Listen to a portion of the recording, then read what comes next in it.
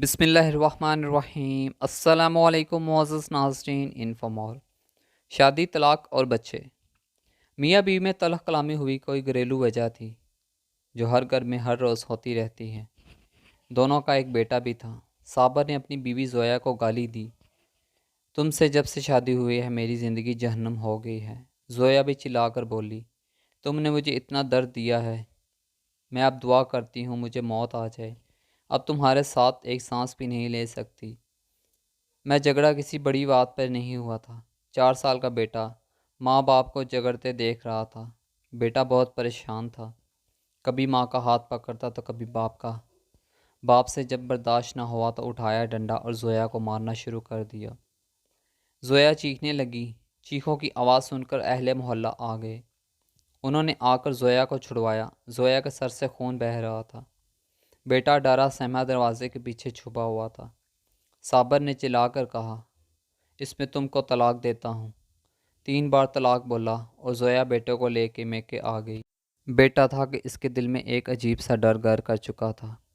وہ سب سے ڈرنے لگا تھا۔ 4 سال کا بیٹا وہ امی کی گود میں لیٹا ہوا تھا۔ امی کا دوپٹہ منہ پہ اوڑھے سو جایا کرتا تھا۔ ماں سے ایک پل کے لیے بھی جدا نہ ہوتا۔ ادھر باپ نے کورٹ میں کیس کر دیا، بیٹا میں اپنے پاس رکھوں گا۔ کورٹ سے آئی خط موصول ہوا۔ زویا کے بھائی نے خط پڑھا، بتایا صابر نے بیٹے کو اپنے پاس رکھنے کے لیے کیس دائر کیا ہے، اگلے ہفتے سنوائی ہے۔ بیٹا ماں کے پلو سے لگا ہوا، امی بابا کیا کہتے ہیں؟ بیٹا اب 6 سال کا ہو چکا تھا۔ ماں نے بتایا کچھ نہیں بیٹا، ماں باپ کو جدا ہوئے 2 سال گزر گئے تھے، لیکن بیٹا آج بھی جب وہ جھگڑا یاد کرتا تو وہ بخار میں مبتلا ہو جاتا۔ پہلی سنوائی ہوئی۔ صابر کا وکیل کافی بڑا وکیل تھا۔ کیس صابر کے حق میں جا رہا تھا۔ زویا محسوس کر رہی تھی کہ میں بیٹے کو ہار جاؤں گی۔ زویا گھر آئی، بیٹا اذان ماں سے کہنے لگا، ہم کیوں ابو کے پاس جاتے ہیں وہاں؟ ابو مجھے کہہ رہا تھا تیری امی گندی ہیں، اس کے پاس نہ رہو۔ بیٹے نے ماں کا منہ چوما، ہلکا سا مسکرایا، میری امی سونی ہے، گندی نہیں ہے، پاپا گندا ہے۔ ماں کی آنکھ سے آنسو بہنے لگے۔ بیٹا جو ابھی 6 سال کا تھا اپنے ننھے ہاتھوں سے ماں کے آنسو صاف کرنے لگا۔ ماما کیوں رو رہی ہیں؟ آپ کو چھوڑ کر نہیں جاؤں گا۔ بیٹا ماں کی گود میں لیٹ گیا۔ اتنے میں زویا کا بھائی آیا، زویا کی طرف دیکھ کر بولا، ہم کیس ہار جائیں گے، اذان کو اس کے باپ کے حوالے کرنا پڑے گا، اس کا وکیل بہت تگڑا وکیل ہے۔ زویا خاموش ہو گئی، بیٹے کا منہ چومنے لگی، کبھی پاؤں چومتی، کبھی ہاتھ، کبھی سر۔ اذان سویا ہوا تھا۔ زویا نے زور سے سینے سے لگایا اور رات بھر روتی رہی۔ اذان نے دکان سے آئس کریم لی اور فریج میں رکھی۔ نانی سے کہنے لگا، نانو میں آ کر کھاؤں گا۔ ماں نے اذان کے چہرے کو ہاتھوں میں بھرا اور آہستہ سے بولی، اذان بیٹا، مما ساتھ نہ بھی ہوئی تو کھانا ٹائم پہ کھایا کرنا، ضد نہ کیا کرنا، اور دکان کی گندی چیزیں نہ کھایا کرنا، روز دانت کو برش کیا کرنا، ماما تم کو روز دیکھا کریں گی یہاں سے۔ بیٹا نہیں سمجھ پا رہا تھا ماما ایسی باتیں کیوں کر رہی ہیں۔ ماں نے ہاتھ پاؤں چومے۔ آج فائنل سنوائی تھی۔ عدالت میں زویا بیٹے کو گود میں لیے بیٹھی ہوئی تھی۔ دل زور زور سے دھڑک رہا تھا۔ خیال یہی تھا، کاش میں برداشت کر لیتی، آج بیٹے سے جدا نہ ہوتی، بیٹے کی خاطر خاموش رہتی۔ ادھر کارروائی شروع ہوئی۔ جج صاحب نے لکھا فیصلہ سنایا۔ تمام دلیل سننے کے بعد ہم اس نتیجے پہ پہنچے ہیں کہ بیٹا اپنے باپ کے ساتھ رہے گا۔ فیصلہ سنتے ہی ماں کا کلیجہ پھٹ گیا۔ ماں بے ہوش ہو کر گر گئی۔ باپ آگے بڑھا، بیٹے کو اٹھا لیا۔ بیٹا باپ کے پاس نہیں جانا چاہتا تھا۔ بیٹا چیخ چیخ کر رونے لگا، مجھے ماما پاس جانا ہے، مجھے ماما پاس جانا ہے، چھوڑو مجھے۔ زویا کو ہوش آیا، ننگے پاؤں دوڑتے ہوئے صابر کے پاس گئی، اس کے سامنے گھٹنے ٹیک کر بھیک مانگنے لگی، صرف ایک بار مجھے میرے بیٹے کو سینے سے لگا لینے دو۔ لیکن وکیل نے پولیس والے سے کہا، اس عورت کو ہٹاؤ یہاں سے۔ ماں بلک بلک کر رونے لگی۔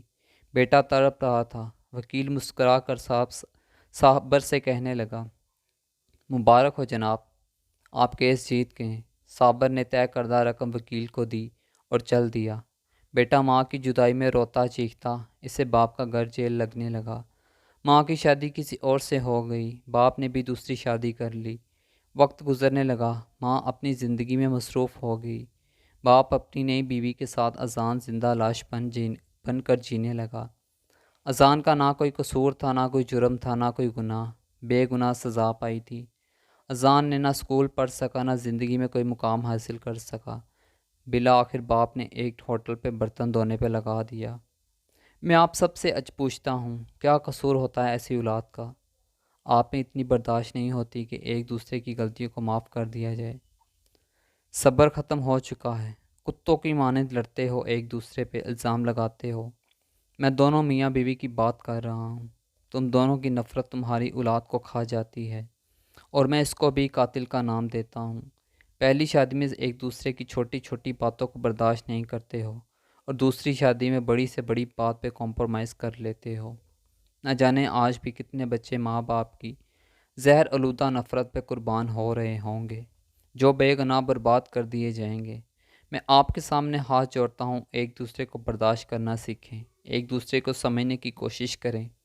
شادی کے بعد میاں بیوی کی سوچ میں کا ملنا ضروری نہیں ہے، کیونکہ آپ دو الگ الگ انسان ہیں، الگ سوچ ہے، الگ خواہشات ہیں۔